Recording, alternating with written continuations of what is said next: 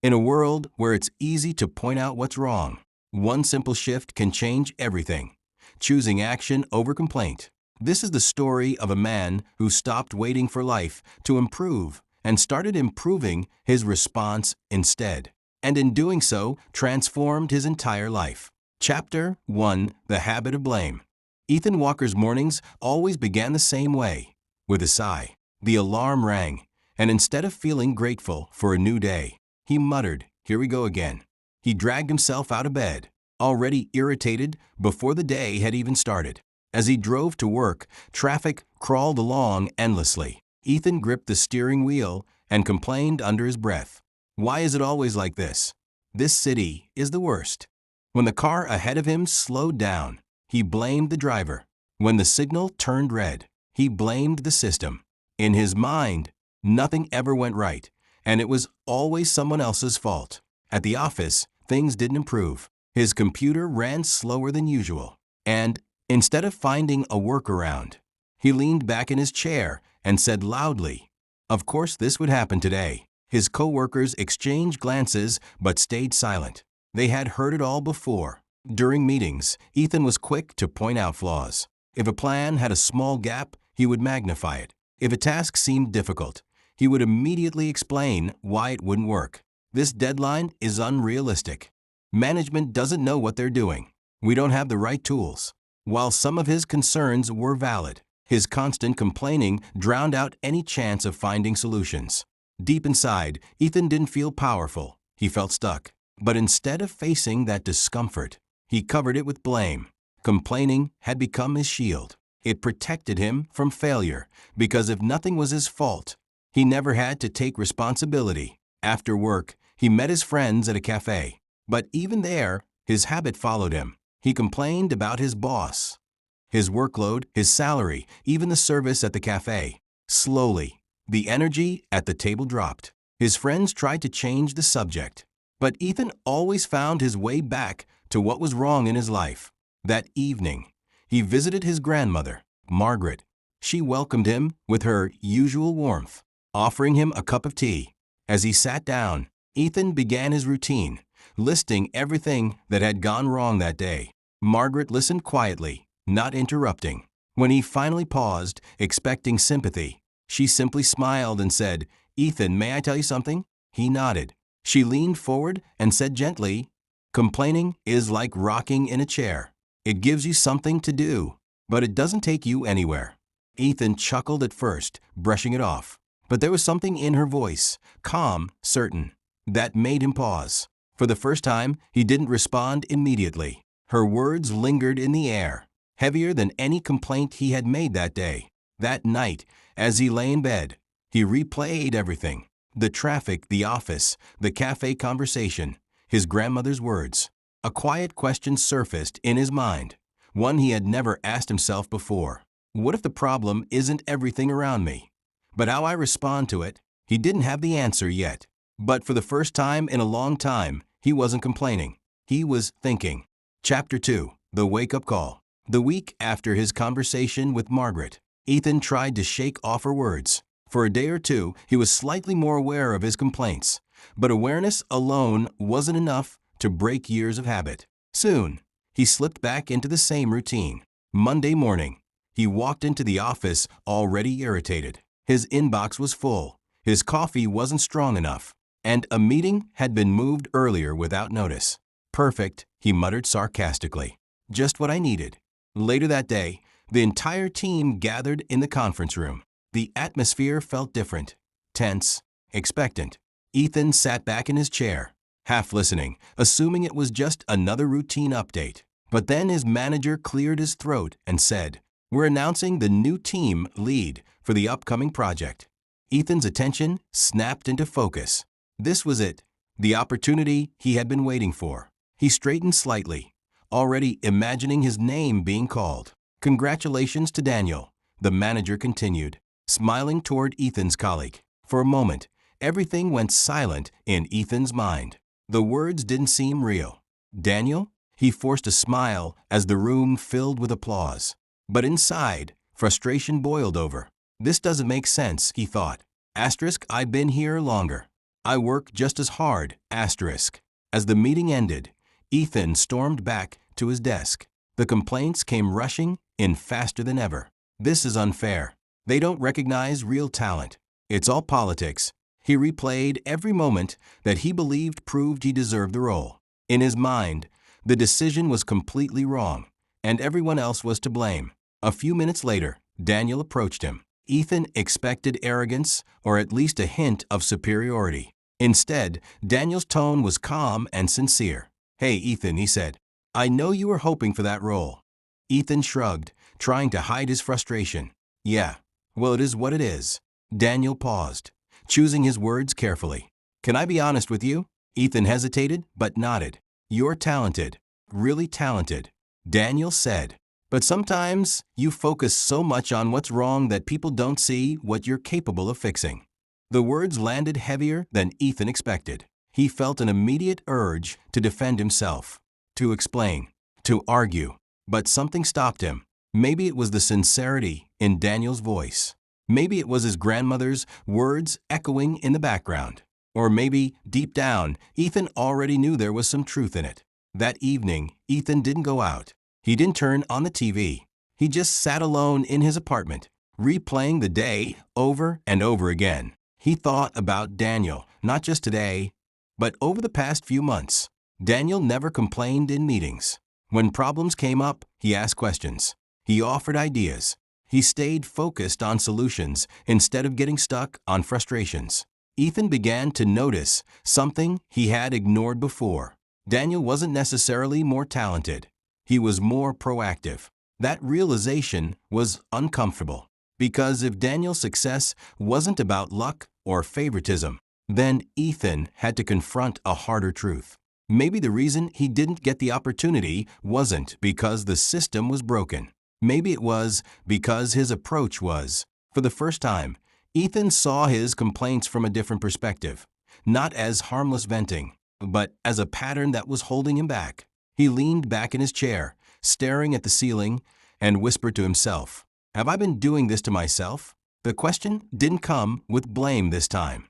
It came with clarity, and clarity, though uncomfortable, was the beginning of change. Chapter 3. The First Step Toward Change Elaborated. The next morning didn't feel magical. There was no sudden burst of motivation, no dramatic shift in Ethan's mindset. If anything, it felt ordinary, almost disappointingly so. But something was different. As his alarm rang, Ethan caught himself about to groan like he always did. The familiar complaint rose to his lips. "I'm so tired. I hate mornings." But this time he paused. It was a small moment, almost insignificant. Yet, instead of speaking the complaint, he sat up quietly and took a deep breath. "Okay," he whispered, "what can I do better today?" That question stayed with him. On the drive to work, traffic was just as bad as ever. Cars crawled forward inch by inch. Normally, this would trigger a chain reaction of frustration. But today, Ethan noticed the urge instead of reacting to it. His hands tightened on the steering wheel, and the complaint began forming in his mind, but he stopped it halfway. "What can I do instead?" he asked himself again. He reached for his phone, not to scroll mindlessly, but to play a podcast Daniel had once mentioned about personal growth. At first, he barely paid attention. His mind kept drifting back to irritation. But slowly, as the voice in the podcast spoke about discipline and mindset, something shifted. The traffic didn't disappear, but it stopped feeling like a personal attack. For the first time, Ethan wasn't wasting that time. He was using it. At work, the real test began. Mid-morning, a project issue surfaced. A key file was missing, and the deadline was approaching fast. The room tensed up as people began discussing the problem. Ethan felt it instantly, that familiar surge of frustration. "This always happens. Why can't things ever go smoothly?" The words rose automatically, like they had 1,000 times before. But this time, something interrupted the pattern. He remembered Daniel's words. He remembered his grandmother's quiet wisdom. And he stopped. Instead of speaking, he leaned forward and said, "All right, what's the fastest way to fix this?" The room went silent for a second. A few coworkers looked at him, surprised. This wasn't the Ethan they were used to. One of them responded cautiously. We might be able to recover an earlier version if we check the backup system. Let's try it, Ethan said. It wasn't a perfect solution. It took time, effort, and patience. But within an hour, they had something workable. The problem wasn't completely solved, but it was moving forward. And so was Ethan. Throughout the day, he kept catching himself. Sometimes he failed. A complaint slipped out here and there. Old habits don't disappear overnight. But each time he noticed it, he corrected himself. By the end of the day, something subtle but powerful had changed. Ethan felt lighter. Not because his day had been easier, it hadn't, but because he wasn't fighting reality anymore. He wasn't stuck in a loop of frustration. He was doing something about it. That evening, as he sat at his desk at home, he reflected on the day. He hadn't transformed completely. He hadn't become perfect, but he had taken the first real step. And for the first time, he understood something important. Change doesn't come from one big decision. It comes from small choices, repeated again and again. He smiled slightly and wrote a single sentence in his notebook. Less complaining, more doing.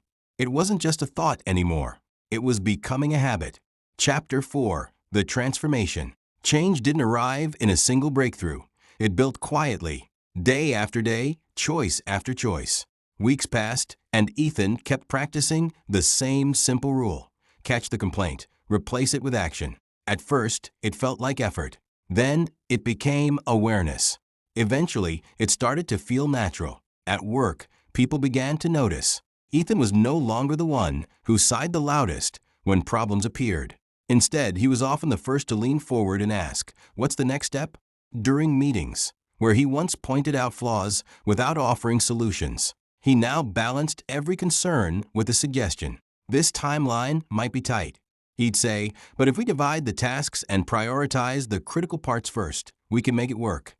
The difference was subtle but powerful. His coworkers started responding differently to him. Conversations became more collaborative. Instead of avoiding him, they included him. His energy no longer drained the room.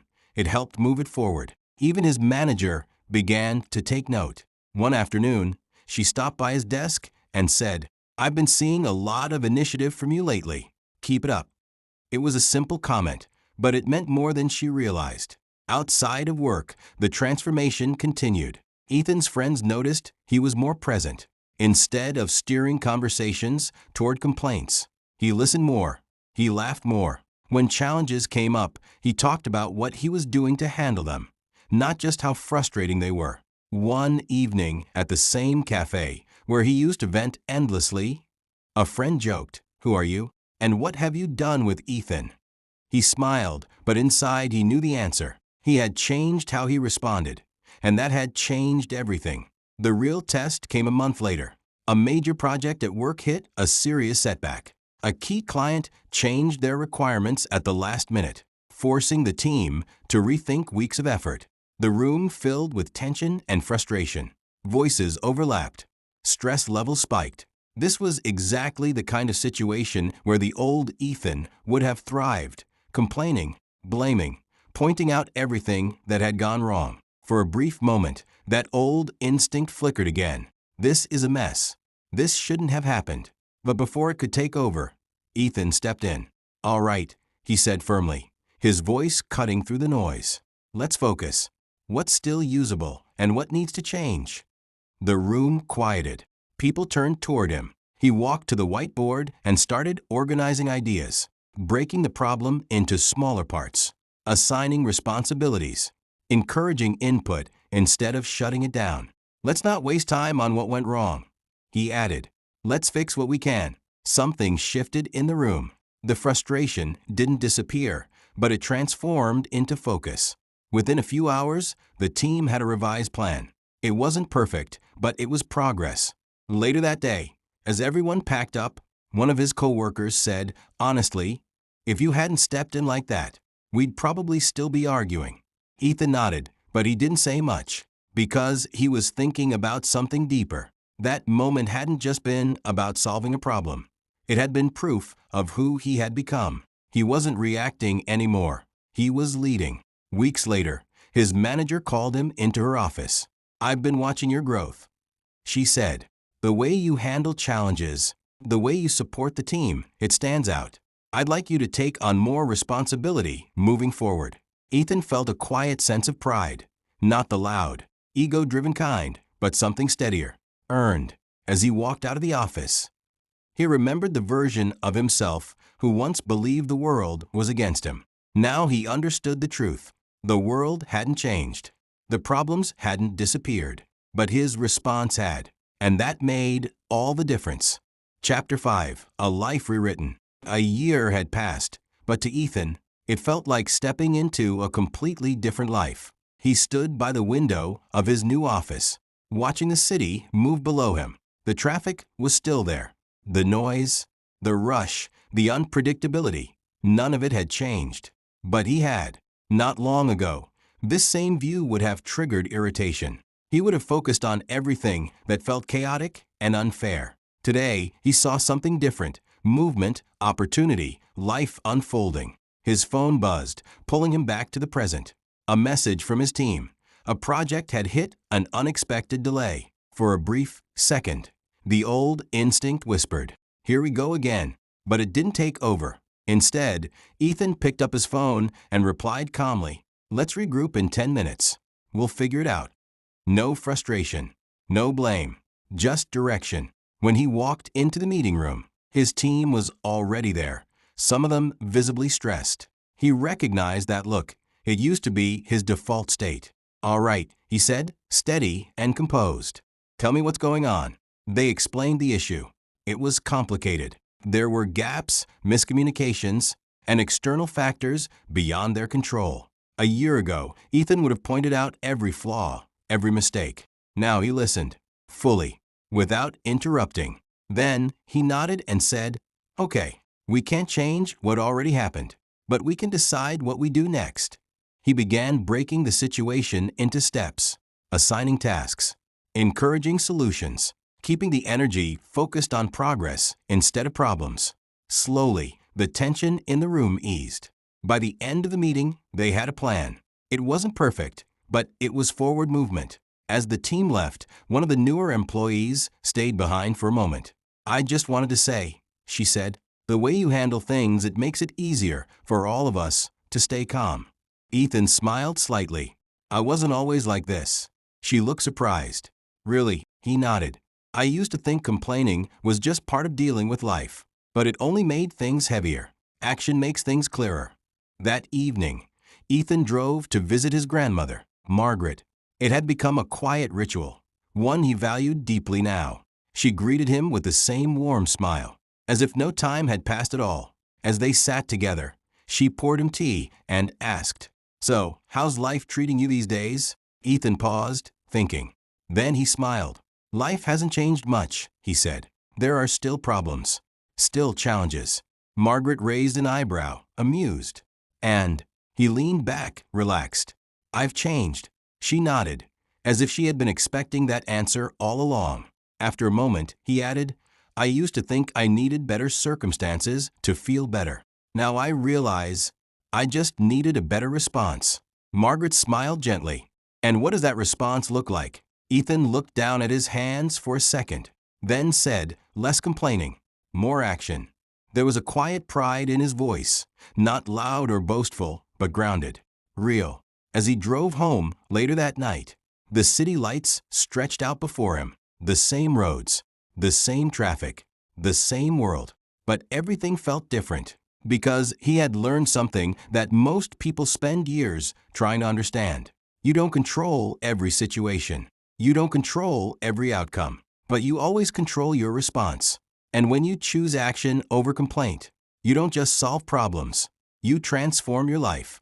The next time you feel the urge to complain, pause for a moment, catch it before it leaves your lips. Then ask yourself one simple question: what action can I take right now? Start small. Replace one complaint today, then another tomorrow.